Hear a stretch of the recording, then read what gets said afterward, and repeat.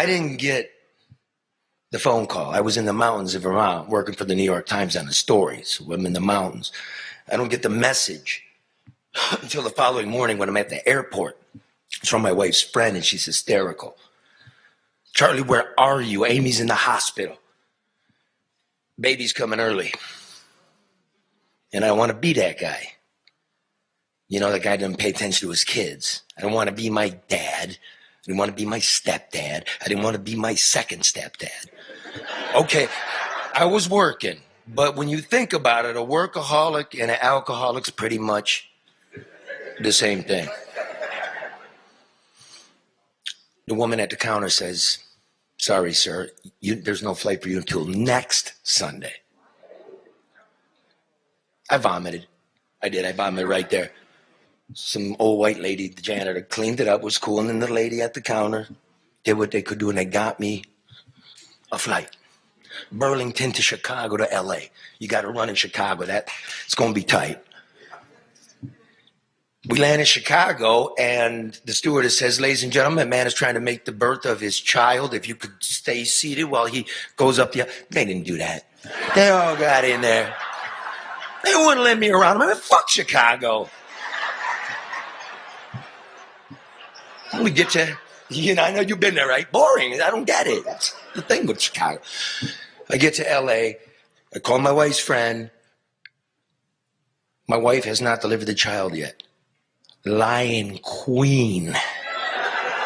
24 hours of labor. She holding on. Lion Queen. Give yourselves a hand. Hi, babe. They're at home. Hell no, they're not coming out. Still COVID. So, what was I at? So, okay. I get there. My buddy picks me up from LAX. We're flying up La Cienega. Just flying. We're going to get to the hospital. We get caught by a light. Beautiful night. I remember. It was Sunday. The moon was huge. It was yellow. The stars in LA don't twinkle. Did you know that? They know it's something to do with the desert and the ocean, but they're dead, but the moon was alive. And there was a dude at the crosswalk, like 10:30 at night, kind of lit there, La Cienega, right? Okay. And I just feel compelled. I have such joy. I roll down the window. I go, hey, bro, I'm going to be a dad. And he says, what are you going to name it? I go, I don't know. He goes, name it Alexander. I go, what's your name? He goes, Alexander. You know, in LA, anybody walking around at 10:30 at night, we got a name for him, suspect. Just saying, it's a culture thing. So I get there in time, my Lion Queen.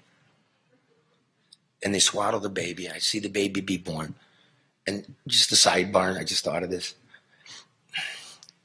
Why the fuck did they hand it to the guy first? Like it's a trophy? Like, I had 90 seconds to do with this thing. You know what I mean? And they're giving it to me. That's like barbecuing. Dude, you don't cook at all year long, and then it's barbecue time and you get the meat. Like, you know how to cook. Just, it's fatherhood. I get to do it. They give me my daughter, and I look at my daughter, and I introduce myself, and I said, hi, my name is Charlie. I am your father. This is all true. This is true stuff. All this is true stuff. I wouldn't bullshit you. I said, I'm your father, and here's what I can tell you about life. I do not wish you to chase happiness. I ask you to chase contentment. Follow contentment. What is that? Contentment is the great Om. It's the rhythm of like, yeah, go for happiness, but if you always try to say happy, you're going to crash. It's a narcotic. It comes and it goes. And then there's self-loathing. That's the dip. You want to find equanimity. The great rhythm, nature requires equilibrium. It always seeks it. It's the natural law. Yeah? That's the song of the night cricket, is it not? I don't know. I'm going to have a beer and go listen to crickets when I'm done. So, we go home the next 2 days. We're able to go home. The ladies take a nap. I shave my whiskers. I wash the puke off, and I go to my writing desk, and I write that story from Vermont, and it was about the Green Party candidate for governor. okay? And his platform was Vermont should secede from the United States. The United States is so fucked up, we can do it alone, which is interesting because it presages all the MAGA thing and all the discontent. And so I found it to be interesting. Plus, he was funny because he was a stage actor from Vermont, and he dressed like Ethan Allen, the general from the Revolutionary War, and he walked around town with this shit, right? Because we should secede from the crown. And I was like, that's cool. That's a great story. I can do that. And when I went to interview him, this dude, he's just a stage actor, but he wanted to look good for the New York Times and our camera and stuff. So he's walking up the old country lane with a horse. By the way, he can't ride it. He just thinks it looks cool. And I'm like, that's great. And so we're interviewing him, and this, like, you know, he's got the woolen on and the epaulets and all this stuff. And this horse, he can't control it. And this horse is... And it was great. I wrote it, my baby's here, I press send. They're gonna love that in New York. But they don't love that in New York. I got back from the fancy editor, the one that grew up in Paris and went to private school in Boston. What happened to the professor you're gonna write about? This guy's a loser. Everybody you write about's losers. We have to talk. Don't laugh. Here's the serious part. That's what they think about us. They're calling you losers, my people, working people, factory people, people without a job, people from the Midwest, people from a broke up town. We're not fucking losers. There's more of us every day. You don't get it because you were raised in a soapbox somewhere in the sky. I fucking quit. I quit my big shot job because I had a new job anyway. Stay-at-home dad.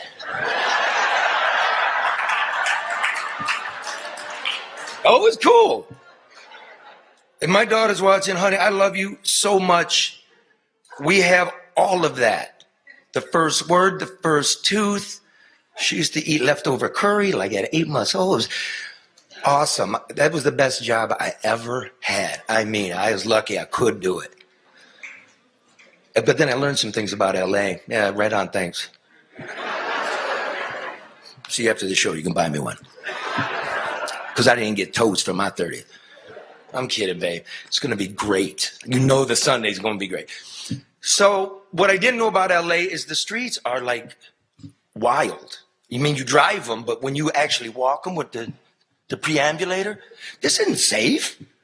This is nuts. It's isolating. There's not a green space, like a little park, for like 2 miles. You got to walk like Sunset Boulevard, Santa Monica. You're like this. I didn't like it. Then I imagined my dog. We're from you. We're from here. We don't got nobody out there. And I'm thinking, I can see my daughter now at 14 years old with the blue mascara. What's that, the eyeshadow? Like too much of it, and a halter top that's too tight, and her little budding breasts. And I'm like, we got to get, this is. So I wrote about it for Vogue. Big shot, leaves the big time, stays at home and feels sorry for himself while he's staring down at a diaper. Anna Wintour, you know her? She commissioned it. Devil Wears Prada, Anna Wintour. Yeah, it was cool, man. It caused a shit storm. I mean, a shit. Women from powerful women, like writer women, New York Times, Washington Post, they nailed me. Basically, they call me an erection in print. Now, why would they do that, I'm thinking? Because I think it struck a nerve. I don't know if it was when I wrote about getting kicked out of the Mommy and Me yoga class, the injustice of that. Or maybe it was when I was drinking wine with the Latina mommy, nannies in that park. I'd bring the wine, we all hang out, we're all girlfriends. It's great shit. They give me pointers. They did. And then they told me, like, yeah, I think sometimes the child loves me more than his own mother. In fact, the child does call me mommy. And I could understand why a lot of powerful women would write such things, because it was true. Because that yin and yang, that contentment, if I can have this career, but I got to give this, and that ultimate bar is not where you need it, don't chase it, fuck it. Nobody from the New York Times, no jet setters, not my guy friend covering Afghanistan, not the guy that covers West Africa. You know, all my friends, all the big, nobody wrote me about that. But I did get one letter about 2 weeks later. I know we're not supposed to have prompts, but they're not paying.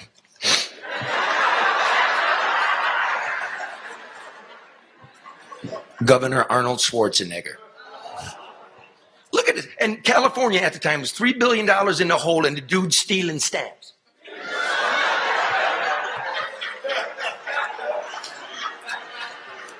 You want to meet a little bit? Want to hear a little bit from me?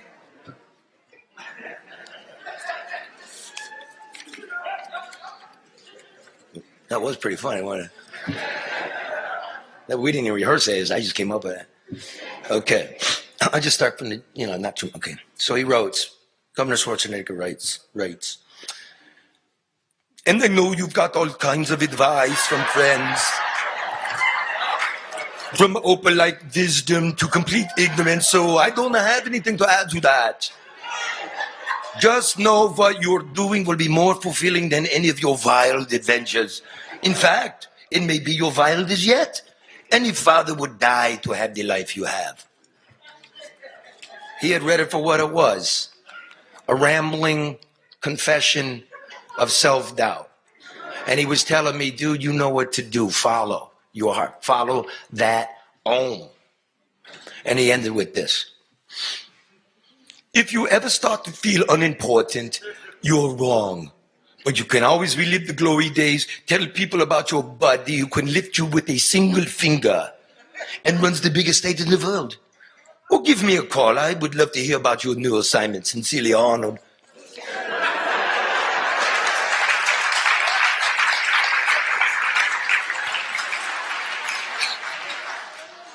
So I know what to do. I'm the 10th generation Detroit. The founding of the city's my people. My native side of my family here way before that. My daughter's the 11th. I've got aunts. I've got uncles, grandma. I got steps. I got everything. Everything that I am is here. You always circle home. That's your home. So I took a job at the Detroit News. Hey, hold on. Thank you. Yeah, like Detroit. Wow, it's a reporter's wet dream. This place is nuts. I'm in the weird business, and in Detroit, like, you don't go to look for it, it finds you. Okay, reporters, we're leeches. We're merchants of misery. We're bloodsuckers. We are. But the stories, my God, a man's lying dead in front of, the 911 center where the police got to swipe in. It's the 911 center. There's a guy lying dead right at the swiping place for 6 hours. Well, that's a good story. Famous councilwoman, I'm interviewing her. She's wondering if I'm wearing a wire, and she says, "Are you wearing a wire?" And I said, "No, madam, that's a roll of quarters, but I'm flattered. I really am." The ultimate story was the frozen guy in the elevator shaft. Y'all remember that? The 2 feet sticking? I did that story. Basically, a man got high. He died. They threw him down the elevator shaft. There's a lot of water in there. It froze, and the only thing was 2 feet sticking out. Dozens of people knew he was there. Nobody did anything. They left him. Man, fuck it, right? So I wrote that. How cold has the collective heart grown? I know things are tough. But we lose each other. We lose everything. Call the police on that. Naturally, the media ripped me up like I did it. Like we called the police. You didn't call 911. I'm like, you believe that? Everybody knows you called the police. They ain't answering. They didn't answer. It was everything in an elevator shaft. So we lived through it. It's okay. I'm tough. You know what I'm saying? The daddy and me thing, I lived through that. I'm just fine, no problem. But through it all, my daughter really starts to become a woman. She's growing, and I see it in her. Grandma's stories, the history of it. We take a ride, and she said, "Pops, how come people don't love the buildings anymore?" It's a really great question. What are you going to say? I said, it's not really important. It matters if people love each other. And she seemed content with that. Because that is the truth, madam, is it not? So children, how you doing? Forgive my swearing, sorry. Apologize. My daughter, I think, believed it until Sergeant Ken Stiles of the Detroit Police Department led a special ops team, barricaded gunmen, that kind of thing. Ken Stiles never had one abuse complaint in his 20 years on the force. Ken Stiles never discharged his firearm. One time in 20 years. Ken Stiles is the guy you call. He doesn't know you. I got a maniac who just shot his father, and he's running around shooting at other people. No questions asked. He shows up, he takes one. Leaves a widow and 2 boys. His widow calls me and says, can you please, I'm at Fox 2 at this point, can you please bring your camera? There's something I want to tell you. I said, sure. I come over, she says, I forgive the man. I forgive the man. There's too much hate in the world, and love will save us. And I think the man, if he knew what he had taken from these 2 children, he wouldn't have done it. How profound. That's why I really do the job. I love that. It's things you'd never get to see. And then came Ken's funeral. Magnificent, you've seen him. The carriage and the everything, the pomp, the circumstance. And at this one, there's a placard. Sergeant Stiles, who gave his life protecting people he doesn't even know, and they unveiled it. Posthumous promotion. Captain Ken Stiles. Let's all do that. Captain Ken Stiles. Come on, do it with me. Do it with me, for real. Do it with me. See?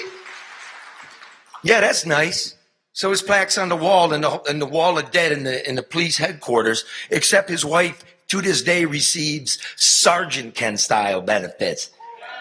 To make matters worse, the woman and her 2 children were denied insurance benefits because of the bankruptcy. So this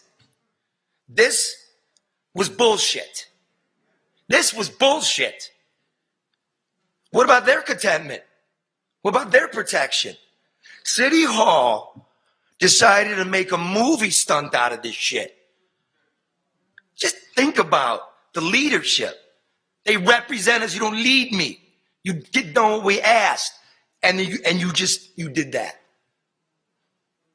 So I went home and I cried. Look, I watched the towers fall, and I covered ground zero every day for 365 days. I did not cry. I watched a church in Baghdad get blown up on Sunday. I did not cry. I do not cry. I cried. And my daughter came in, and she laid on the bed with me, and she put her arms on me, and she said, what's the matter, Pop? And I explained to her, and I said, I tried so hard. It's not fair. And my daughter says, that's okay, Pops. You did your best. You're trying. And you have to be content with that. Now, I don't know if there's some grand cosmic thing going on. I don't know if it's kismet or destiny, or it's from my mother's stories, or what it may be. I think it's probably just a father and a daughter. And that's going to have to be good enough. Now, she's learning to drive. And I'm the instructor. And because I love you too, when she runs the stop sign or something like that, I bawl her out. I bawl her out. And she turns to me and she says, Pop, you're making me feel bad. And then it dawns on me that one of the biggest inhibitors to her contentment is me. But we're just going to have to roll with that. That's the value. I've got her. She's got me. We've got Detroit. And we've got you.